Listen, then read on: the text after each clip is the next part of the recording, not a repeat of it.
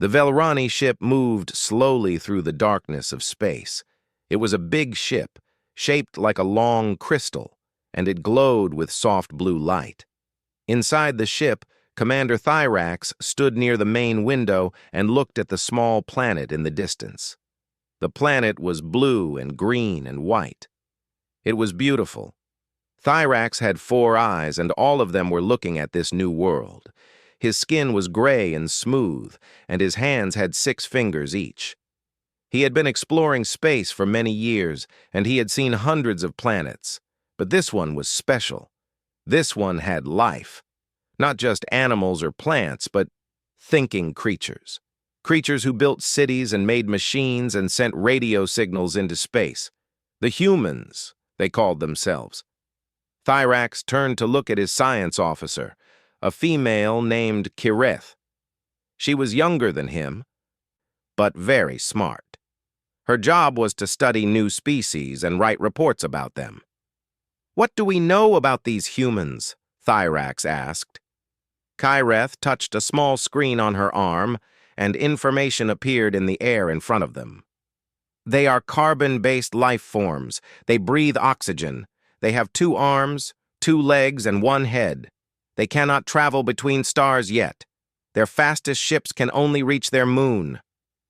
"So they are primitive," Thyrax said. "Yes, Commander. Very primitive. They have only had electricity for about 200 of their years. They have only had computers for about 80 years. They are like children compared to us." Thyrax made a clicking sound with his mouth. This was how the Velrani showed they were thinking. "Children," he repeated. "That gives me an idea." He walked across the room to a communications screen and pressed a button. A face appeared on the screen.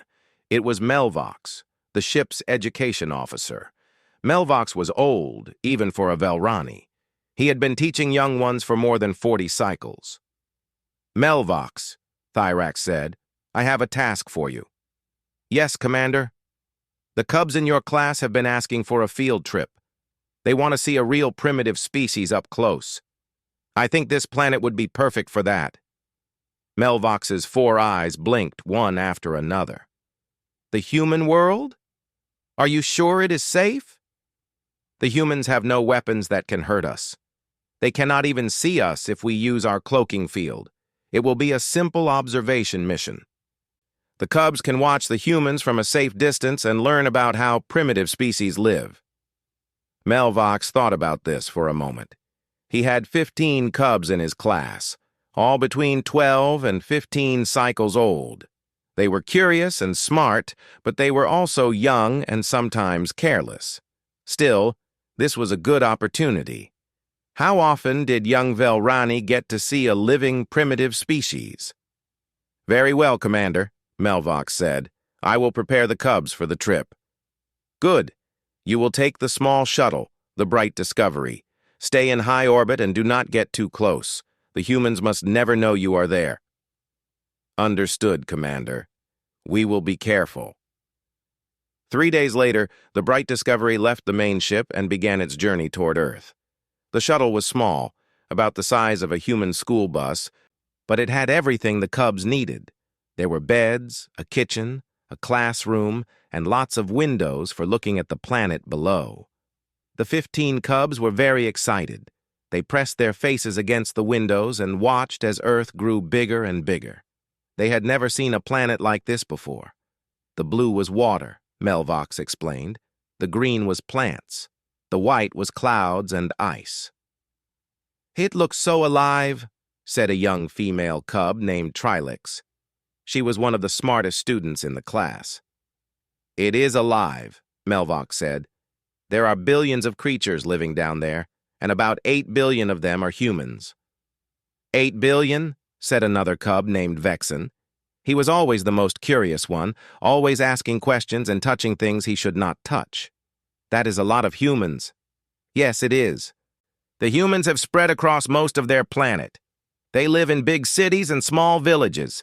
They have many different languages and cultures. They are a very interesting species." The shuttle moved lower, passing through the darkness of space, and entering the area around Earth. The cloaking field was on, which meant no one on the planet could see them.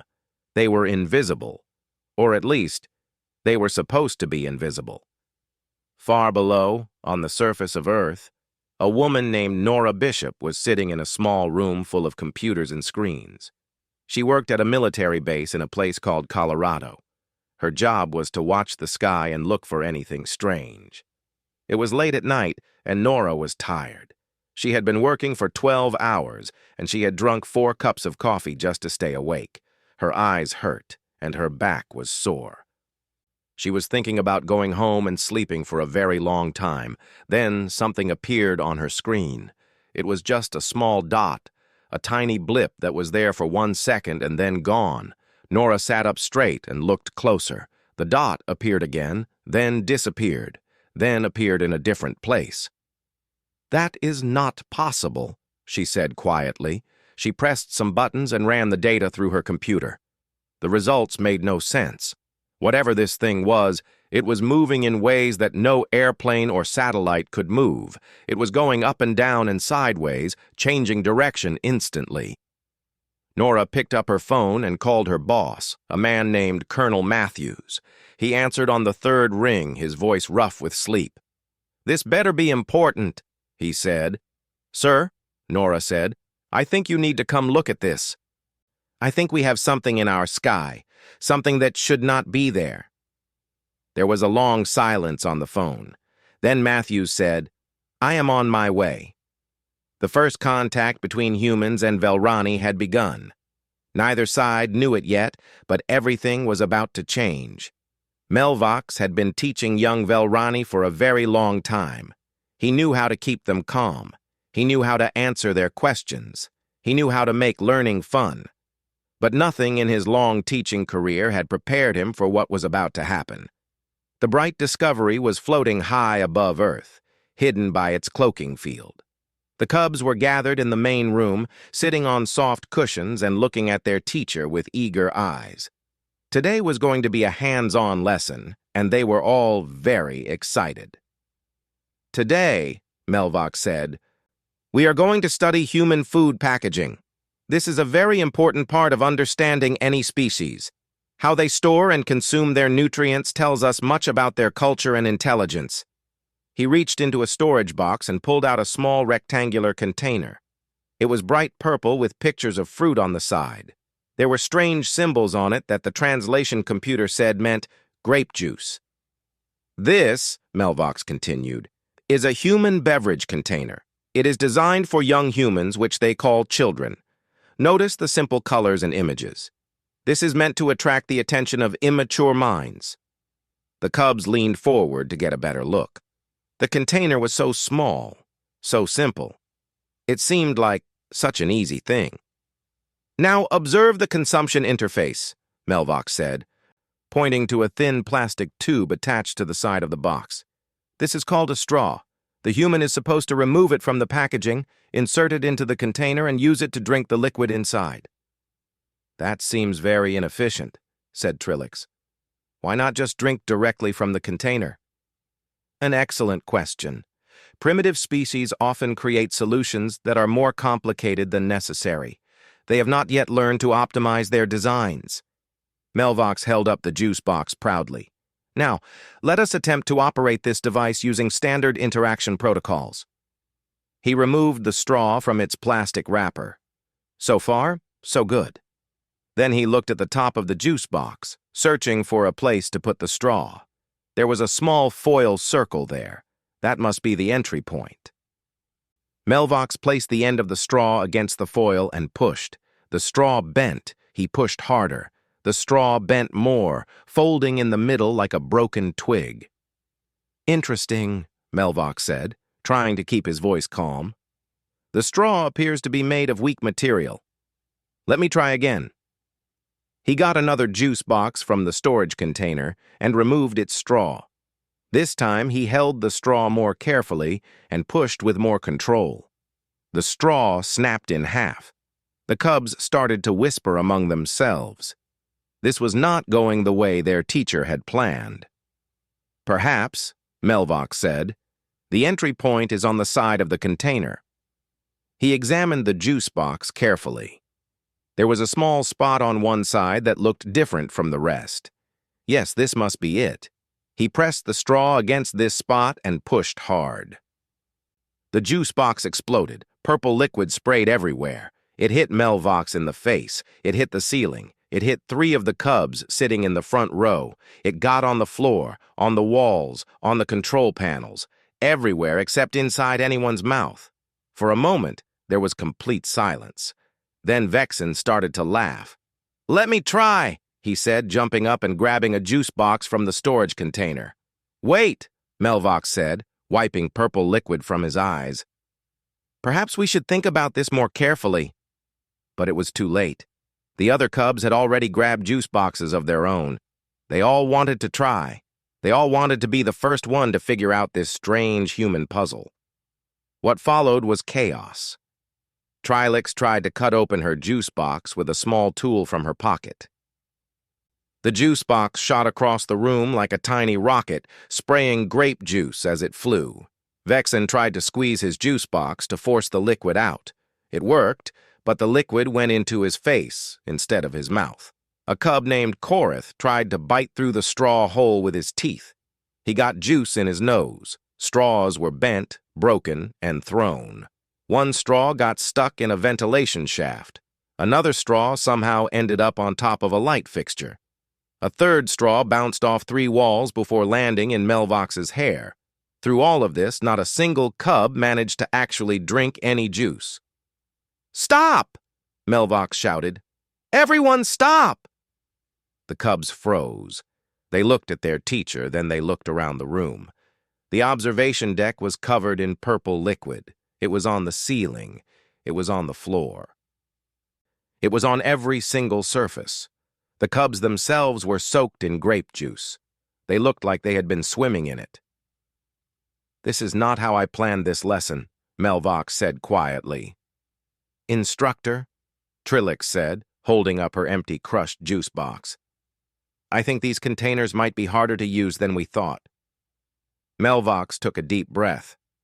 He was an experienced teacher. He could handle this. "Yes, Trilix, I am beginning to think the same thing.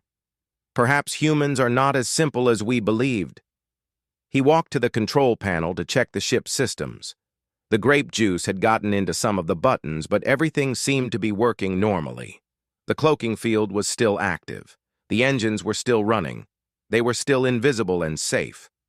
Then Vexen spoke up. "Instructor, what is that machine over there?" Melvox turned to look.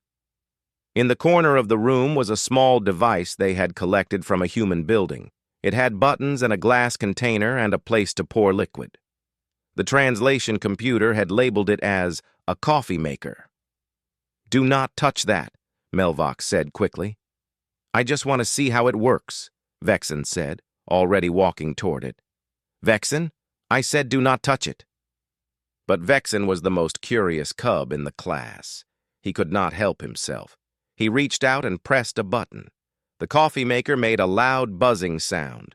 Then it made a clicking sound. Then it started to smoke. "That is not good," Vexen said. The smoke turned into sparks. The sparks turned into flames.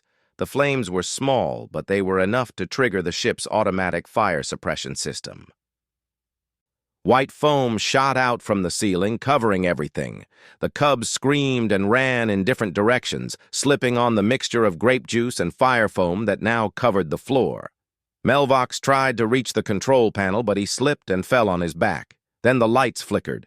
Then the navigation console made a terrible sound, like a machine dying. Then everything went quiet.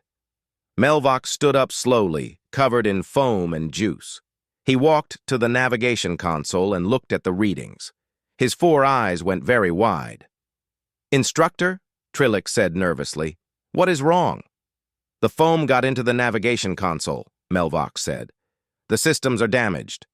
Can we fix them? I do not know. But there is a bigger problem." He pointed at one of the screens. "The cloaking field is offline." The cubs did not understand at first. Then Korith gasped. "We are visible?" "Yes," Melvox said. "We are visible. The humans can see us now." Far below, at the military base in Colorado, Colonel Matthews had arrived and was looking at Nora Bishop's screen. The mysterious dot was no longer appearing and disappearing. It was solid now, clear and bright on the radar. "What in the world is that?" Matthews asked. "I do not know, sir," Nora said, "but whatever it is, it just became a lot easier to see." Matthews picked up a phone and dialed a number he had never expected to use. "This is Colonel Matthews at Peterson Base. Get me the Pentagon, and wake up the President. We have a situation."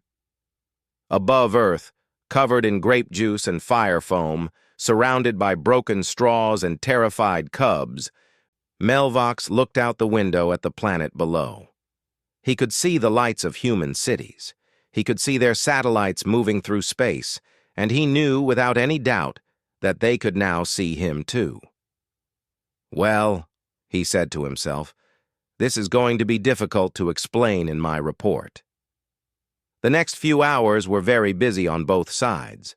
On the Bright Discovery, Melvox and his assistant Korath worked as fast as they could to fix the damaged systems. The Cubs helped by cleaning up the mess of grape juice and foam, though they mostly just made things worse by spreading it around. Every surface in the ship was sticky and wet. "How bad is it?" Melvox asked. Korath looked at his data pad and shook his head. "The main engines are damaged. The foam got into the fuel lines. We cannot leave Earth's orbit until we clean them out."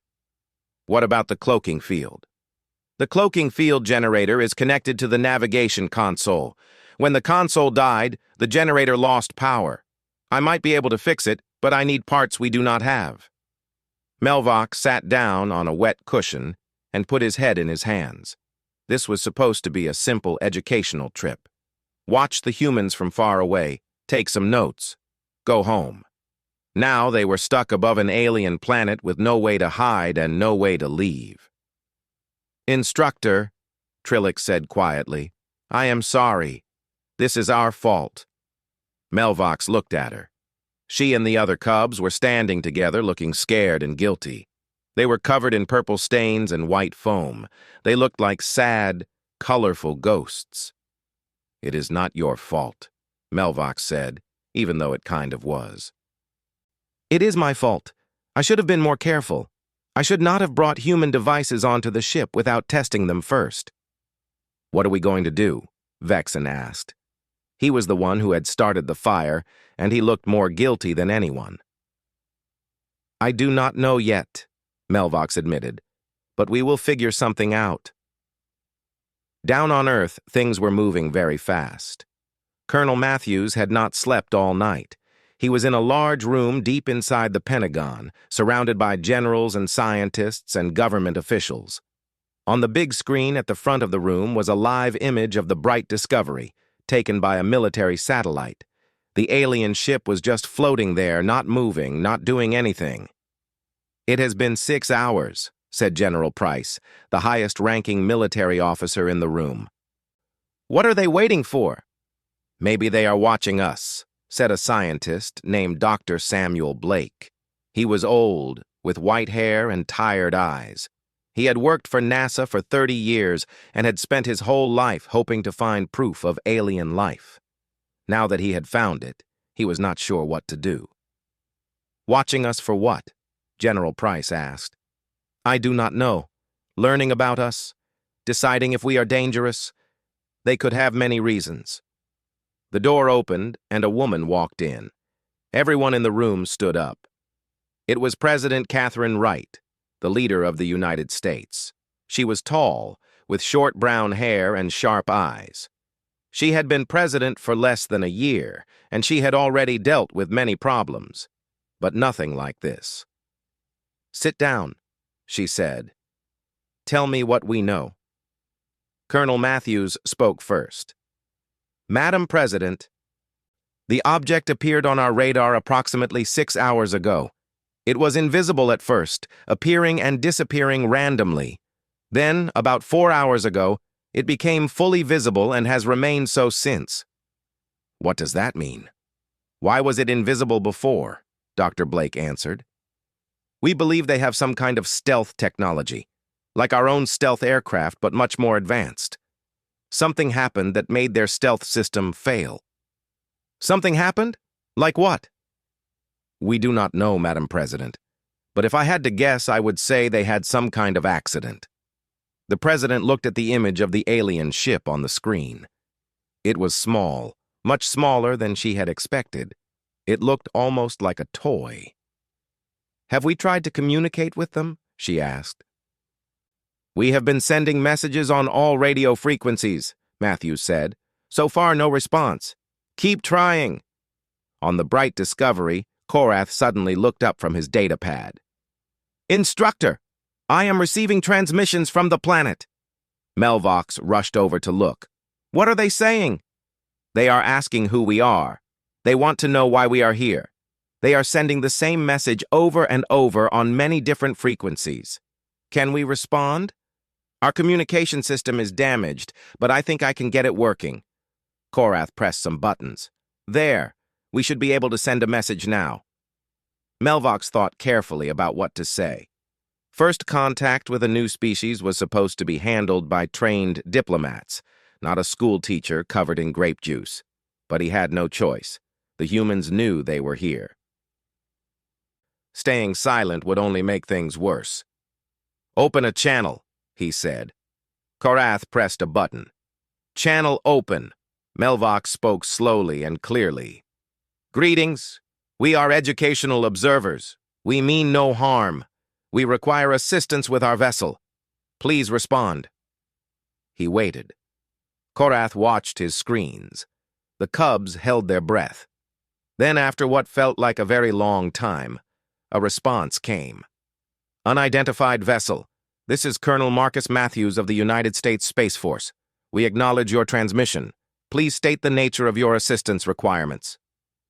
Melvox felt a wave of relief. They were talking. That was good. Talking was much better than shooting. We have experienced a systems malfunction, he said. Our primary propulsion and concealment systems are offline. We require technical materials to effect repairs. We carry no weapons and pose no threat to your population. Another pause. Then Matthews spoke again. Understood. Can you provide specifications for the materials you require? Melvox looked at Korath. Send them the list of materials we need. Korath transmitted the data. Then they waited again. In the Pentagon, the list appeared on the main screen. Dr. Blake read through it, his eyes getting wider with each line. This is unbelievable, he said. What is it? The President asked. Most of these materials are things we have never heard of, but some of them... He pointed at the screen. Item 7 is definitely copper wire. Item 12 is some kind of adhesive tape. Item 19 looks like it might be aluminum foil. General Price stared at him. Are you telling me that an alien spaceship needs copper wire and tape to work? It appears so, General. Colonel Matthews spoke into his microphone.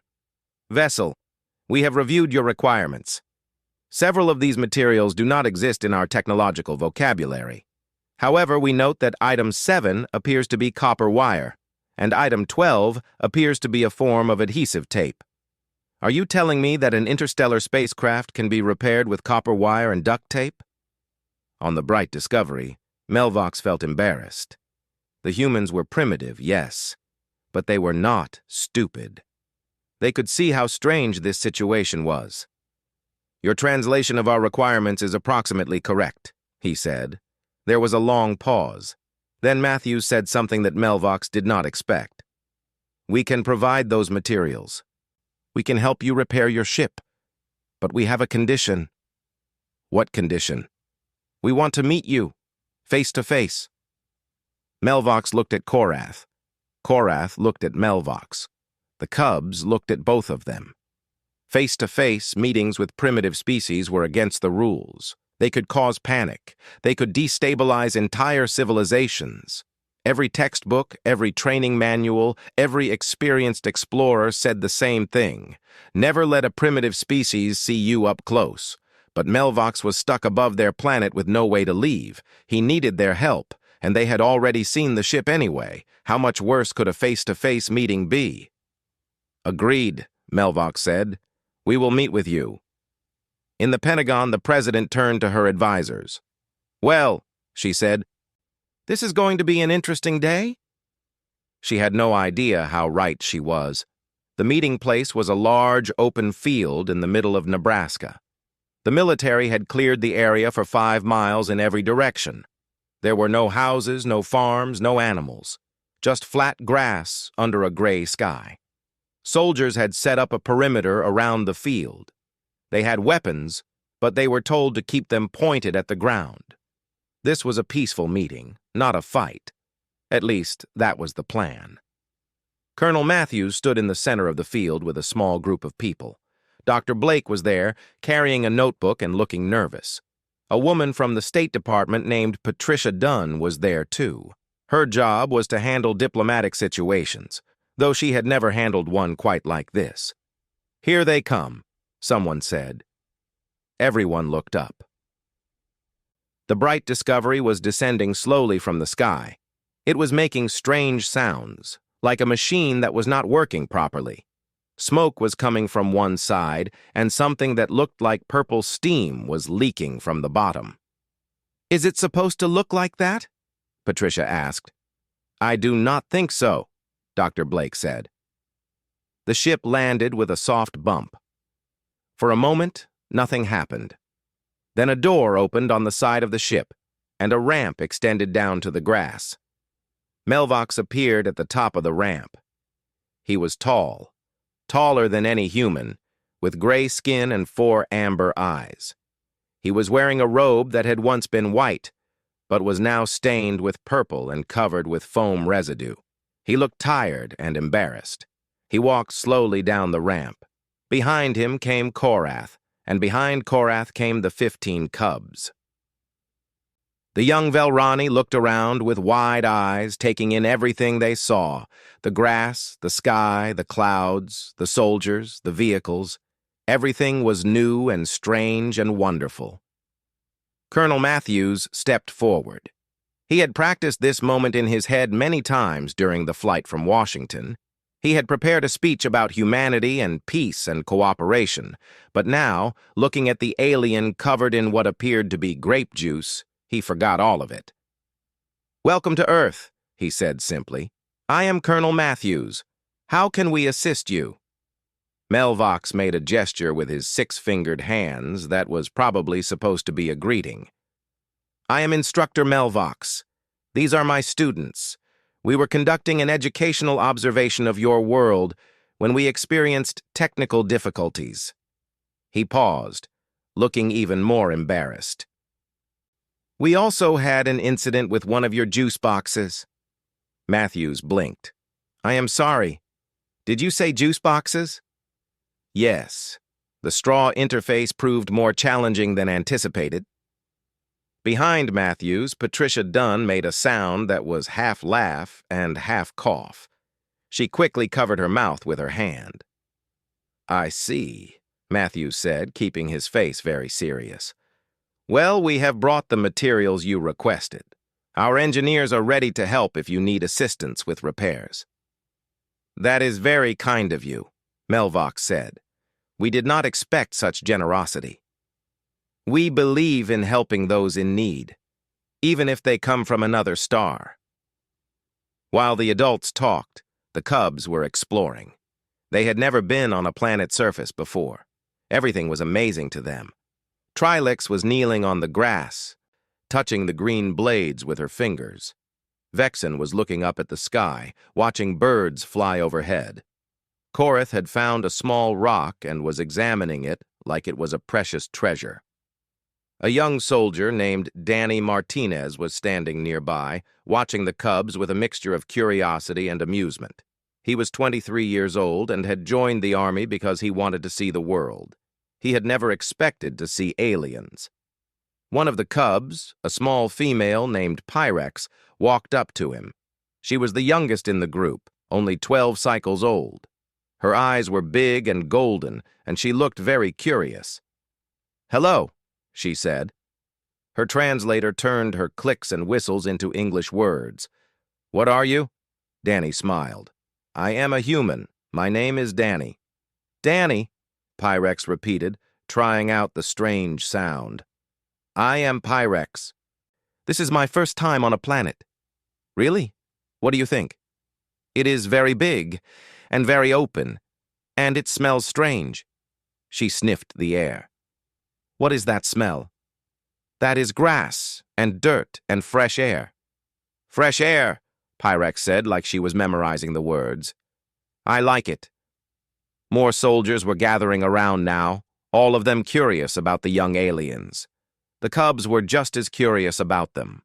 Soon, humans and Velrani were standing in small groups all over the field, looking at each other and trying to communicate. Trilix found Dr. Blake and immediately started asking him questions about human science. Dr. Blake was delighted. He had spent his whole life wondering if there was intelligent life in the universe, and now he was having a conversation with it. "How do your spacecraft work?" he asked. "What power source do you use?"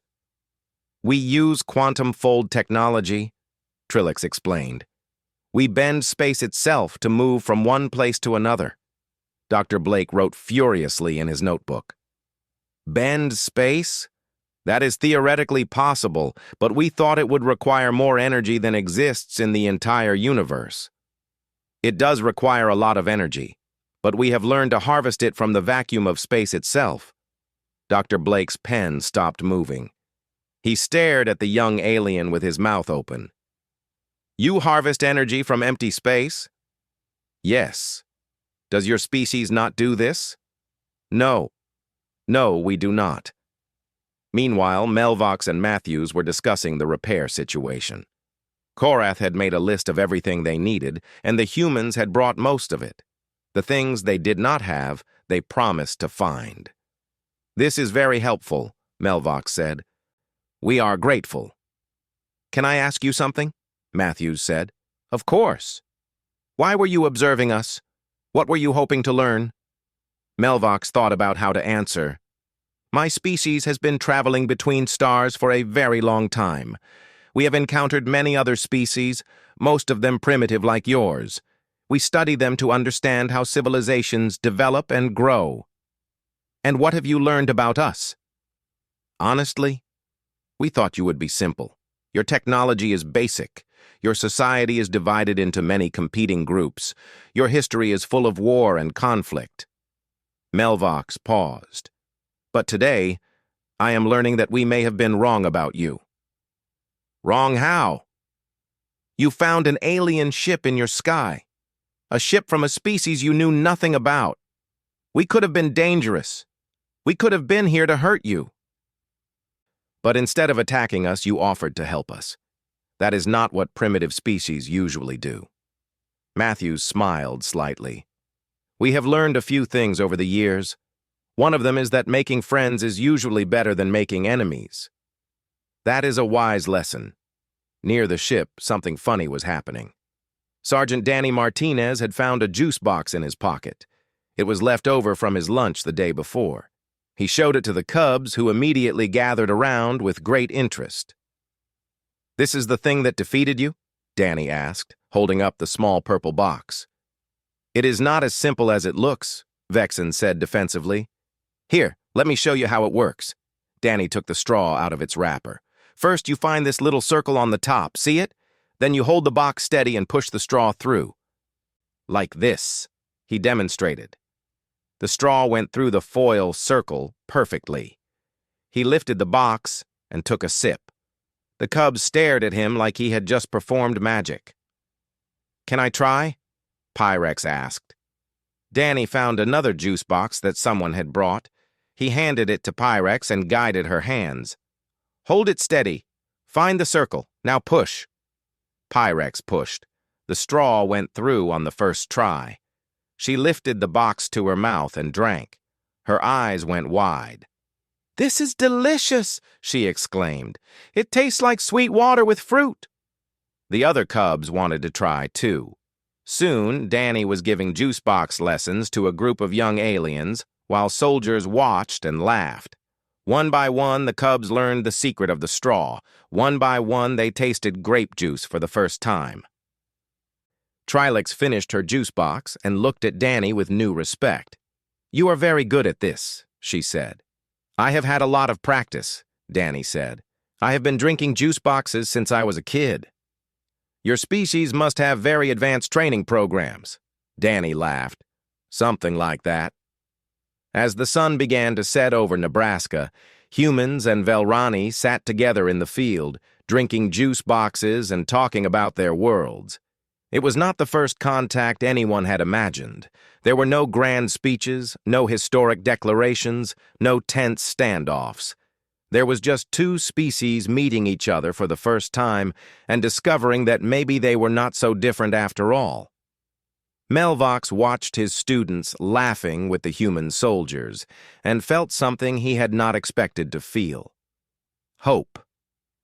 Maybe this would work out after all. The repairs took 3 days. During those 3 days, the field in Nebraska became the strangest place on Earth. Soldiers and scientists worked side by side with Velrani engineers. Cubs played games with young soldiers. Dr. Blake filled 17 notebooks with information about alien technology and culture, and everyone drank a lot of juice boxes. President Wright arrived on the second day. She had wanted to come earlier, but her advisors had been worried about safety. Now, walking across the field and seeing humans and aliens working together like old friends, she felt a little silly for waiting. Melvox met her at the edge of the landing zone. He bowed in the formal Velrani way, bending his long body almost in half. "President Wright," he said, "thank you for allowing us to stay, and thank you for helping us repair our ship." "You are welcome," she said. "I have to admit, this is not how I expected first contact to go. It is not how I expected it either. I was supposed to observe your species from a safe distance and write a report. Instead, I've gotten grape juice on my best robe and learned how to play something called catch." The president laughed. "Catch is a good game." "Who taught you?" "A young soldier named Danny. He has been very kind to our cubs. They like him very much." She looked across the field to where Danny Martinez was showing a group of cubs how to throw a football. The young aliens were not very good at it, their 6-fingered hands not quite right for gripping the ball, but they were having a wonderful time. "Your cubs are impressive," she said. "Very curious, very smart. They are good students, and they have learned more on this trip than they would have in 100 standard lessons, though perhaps not the lessons I plan to teach."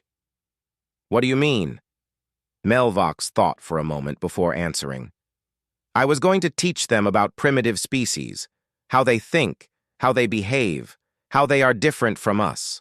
He paused. "But now I think I will teach them something else." "What is that?"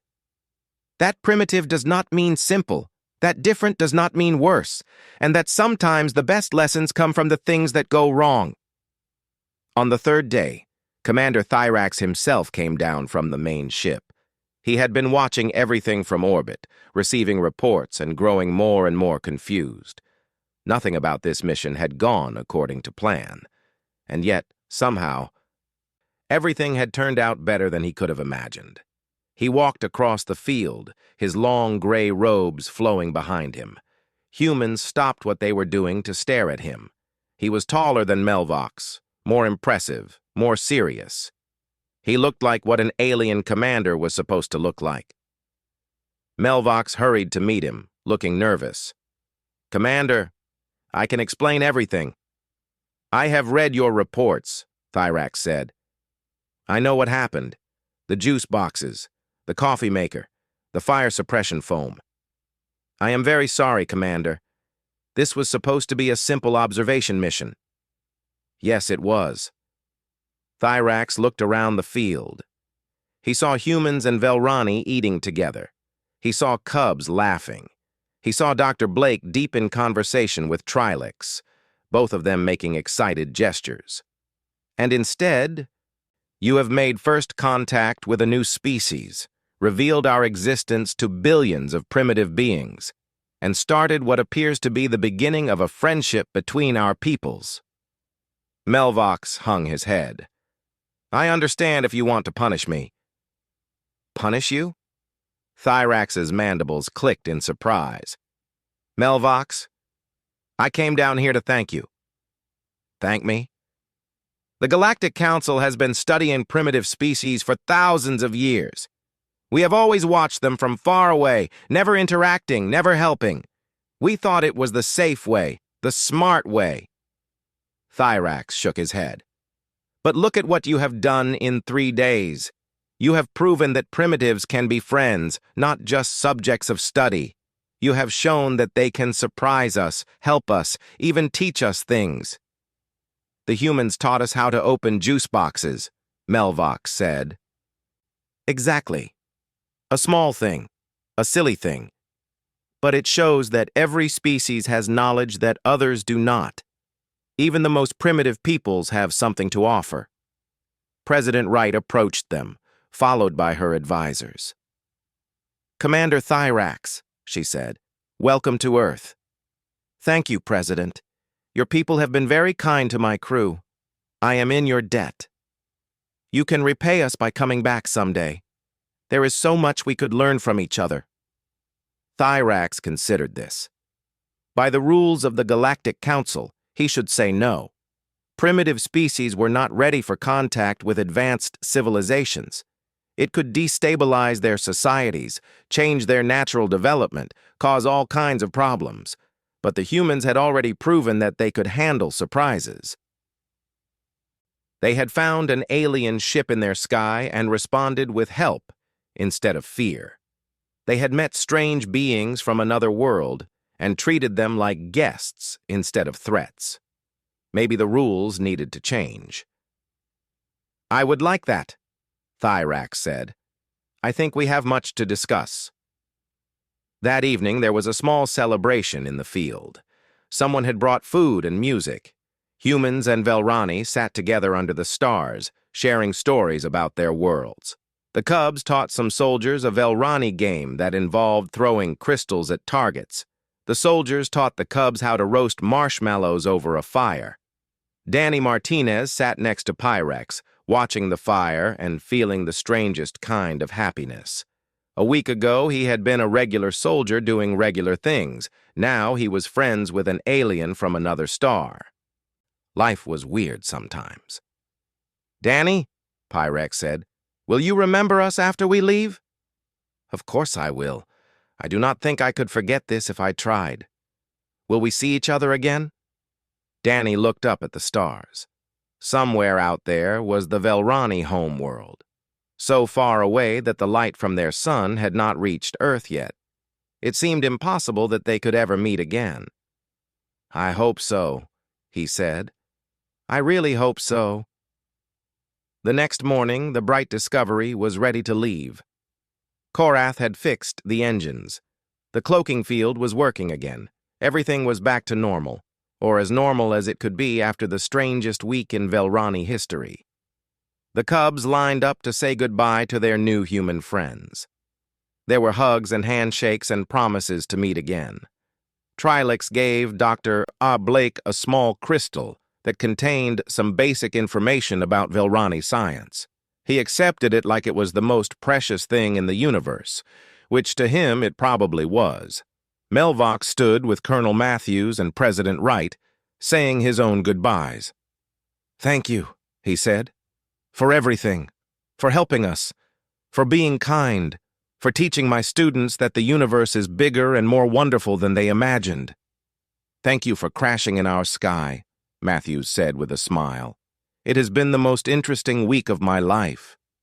I did not crash, Melvox said. I just landed in an unexpected manner. Everyone laughed at that. As the Bright Discovery lifted off, Melvox took one last look at the blue-green world below. He thought about everything that had happened. From the exploding juice boxes to the football games to the marshmallows around the fire. It had been a disaster from start to finish. And somehow it had also been the best educational trip he had ever led. Instructor, Korath said, The cubs are asking if we can come back someday. I think we will, Melvox replied. The Galactic Council will want a full report on this species. They are going to be very confused. Because the humans are primitive but sophisticated? No. Melvox settled into his seat as the ship rose through the atmosphere. Because the humans did something that no primitive species has ever done before. They found a ship full of aliens in their sky, and instead of being afraid, they helped us. They laughed at our mistakes. They shared their food and their games and their juice boxes. They were kind. Korath thought about this. That is unusual. That is unprecedented. In 50,000 years of exploring the galaxy, we have never seen a species respond to the unknown with such openness and warmth. The humans may change everything we know about primitive civilizations. The bright discovery broke through the last of the atmosphere and entered the darkness of space. Earth shrank behind them, becoming smaller and smaller until it was just a tiny blue dot against the black. Back on Earth, Danny Martinez found something lying in the grass where the ship had been.